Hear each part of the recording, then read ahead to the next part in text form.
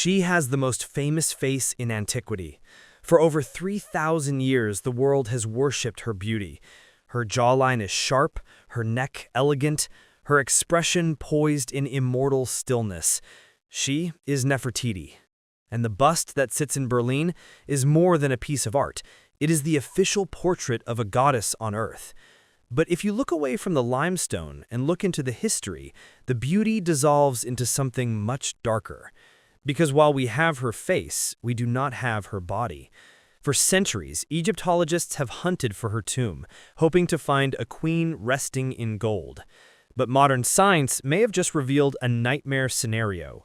New DNA sequencing, forensic CT scans, and the re-examination of forgotten mummies suggests that Nefertiti didn't just fade away, she was erased. The evidence points to a story of incest, political betrayal, and a death so violent it shattered her bones. Was Nefertiti murdered? Was she hidden in plain sight? Or did she become something history forbade her to be? Science has finally unlocked the genetic code of the Amarna dynasty, and the story written in their blood is terrifying. To understand her death, we must understand her life. Nefertiti wasn't just a wife.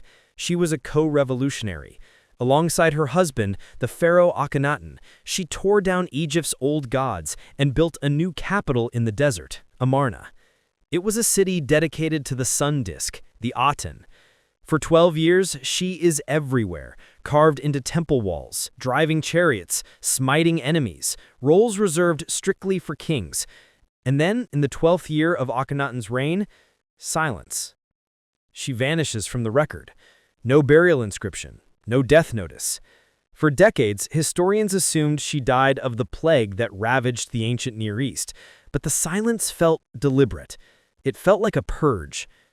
And then, the desert gave up a secret. In 1817, deep in the Valley of the Kings, an explorer named Giovanni Belzoni cracked the seal on a tomb known as KV-21. Inside, he didn't find gold, he found debris. And amidst the dust lay two female mummies. They were stripped of their wrappings, headless, and heavily decayed. Belzoni, disappointed by the lack of treasure, left them there. For 2 centuries, they were the mummies with no names. One of them, catalogued as KV-21b, was just a pile of bones waiting for technology to catch up. In 2022, it finally did. Extracting DNA from Egyptian mummies is notoriously difficult. The heat of the desert and the chemicals used in embalming destroy genetic material. But using next-generation sequencing, researchers recently managed to reconstruct a mitochondrial profile for the forgotten woman, KV-21b. The results sent a shockwave through the archaeological community. The data suggests that KV-21b shares the specific maternal haplogroup of the boy king Tutankhamun.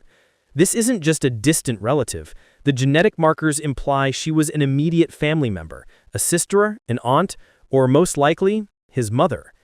If KV-21b is the mother of Tutankhamun, there is a very high probability that we are looking at the remains of Queen Nefertiti. But identifying her was only the first shock. The second came when forensic pathologists placed the body into a CT scanner. They weren't looking for identity, they were looking for the cause of death. What they found was a crime scene. The scan revealed that KV-21b had suffered catastrophic trauma. Her ribs were crushed, her arm was twisted behind her back in an unnatural angle. Her face, the face that might have inspired the world's most beautiful bust, had been smashed inward. Dr. Sahar Salim, a leading paleoradiologist, noted that some of these injuries showed no signs of healing. This wasn't post-mortem damage caused by careless tomb robbers looking for amulets. These fractures likely occurred at or near the moment of death. The bust shows a queen in serenity.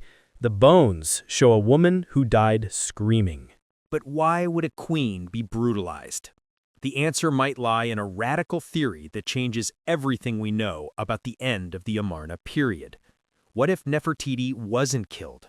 What if she was promoted? Historical records mention a shadowy pharaoh who ruled for a brief window between Akhenaten and Tutankhamun. His name was Semenkhkare. For years, scholars assumed this was a man, perhaps a son or a brother. But look closer at the art. This king is depicted with the wide hips and soft features distinct to Nefertiti. In some inscriptions, the name is feminine, Ankh Keperure, Neferururu Aten. Leading Egyptologists, including Dr. Joyce Tildesley and Nicholas Reeves, argue that Nefertiti didn't disappear, she simply changed her name. She ascended to the throne as sole pharaoh to hold the empire together after her husband's death. She became the king. If true, this explains the erasure. A female king was an affront to the traditional order of Mot. When the old priesthood eventually regained power, they wouldn't just want to kill her, they would want to annihilate her soul. They would smash her statues, chisel off her name, and destroy her body so she could never enter the afterlife. Was KV-21b the victim of a political execution? A king who flew too close to the sun? However, history is rarely a straight line. Just as the case for KV-21b seemed to close, we must confront the rival claimant, the so-called younger lady found in tomb KV-35. In 2010, a major study published in the Journal of the American Medical Association confirmed that the younger lady was the biological mother of Tutankhamun. Genetically, she is the daughter of Amenhotep III and the full sister of Akhenaten. This complicates the Nefertiti theory. Most historical records suggest Nefertiti was not royal by blood, but the daughter of a high-ranking official named Ai.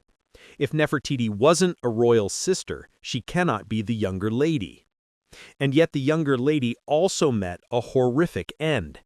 CT scans of this mummy reveal a massive, gaping wound in her left cheek, a blunt force impact so severe it shattered her jaw and cheekbone.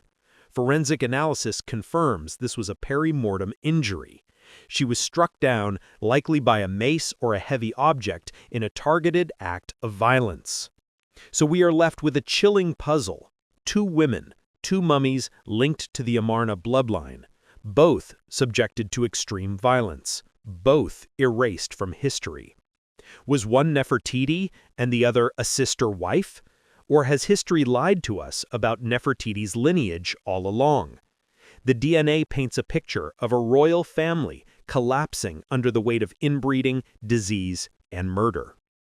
The violence done to these women may not have been purely political. It may have been opportunistic. The Amarna royal family was genetically compromised. The practice of royal incest, brothers marrying sisters to keep the bloodline pure, had devastating biological consequences. When researchers analyzed the Amarna DNA, they found a cluster of recessive disorders. Tutankhamun had a clubfoot, scoliosis, and immune deficiencies. But the women were arguably more vulnerable. Genetic markers found in the family tree suggest a predisposition to brittle bones and skeletal weakness. A trauma that might bruise a healthy person might shatter the rib cage of an Amarna royal. This adds a tragic layer to the forensic evidence. The murder of Nefertiti, whether she is KV-21b or the younger lady, might have been the breaking of a fragile doll. The perpetrators knew the queen was physically weak. The dynasty wasn't just overthrown, it was biologically unviable, crumbling from the inside out. And the tragedy extended to the next generation. Nefertiti had 6 daughters. By the end of the dynasty, almost all of them had vanished. No confirmed tombs, no mummies identified with certainty. It is as if the enemies of Amarna didn't just want the queen dead, they wanted to pull the entire bloodline up by the root. With the mummies battered and the records erased, archaeologists turned their hope to one last place, the tomb of Tutankhamun. In 2015, Dr. Nicholas Reeves proposed a spine-chilling theory. He noticed ghost lines beneath the plaster of Tut's burial chamber. He argued that the tomb was too small for a pharaoh because it wasn't originally built for him. It was an antechamber. Reeves believed that Nefertiti was buried in a secret room right behind the north wall, sealed off and painted over to hide her from the mobs destroying the city above. The world held its breath. Japanese radar scans detected anomalies that looked like metal and organic matter. For a moment, it seemed we were about to stare into the face of the queen. But the desert is a master of illusion. Subsequent high-definition radar scans in 2018 found nothing. No hidden rooms, no voids, just solid limestone bedrock. The ghosts were natural geological faults. The tomb of Nefertiti remains lost, or does it? Some theorists argue we are looking for a tomb that doesn't exist. If she ruled as a king and was overthrown, she may never have been granted a royal burial. Her body may have been thrown into a pit or shoved into a reused cache like KV-21, stripped of her name so that her soul would be lost in the darkness forever. We end where we began, with the bust, the symbol of perfection. But even this is a lie. In 2009, German scientists put the bust through a CT scanner. Beneath the smooth stucco exterior, they found a limestone core carved with a different face. The inner Nefertiti has a bumped nose, creased cheeks, and signs of aging. The artist, Thutmose, plastered over the reality to create the image of eternal youth. It was ancient Photoshop, a propaganda tool for a regime that was falling apart. This is the ultimate irony of Nefertiti. We have worshipped a mask. The real woman was likely frail, possibly the product of incest, who rose to become a king, only to be brutalized and erased by the men who came after her. The bust remains perfect, but the bones tell the truth. Nefertiti didn't die a beauty queen. She died a victim of a brutal power struggle, her body broken and tossed aside. Science has brought us closer than ever to finding her.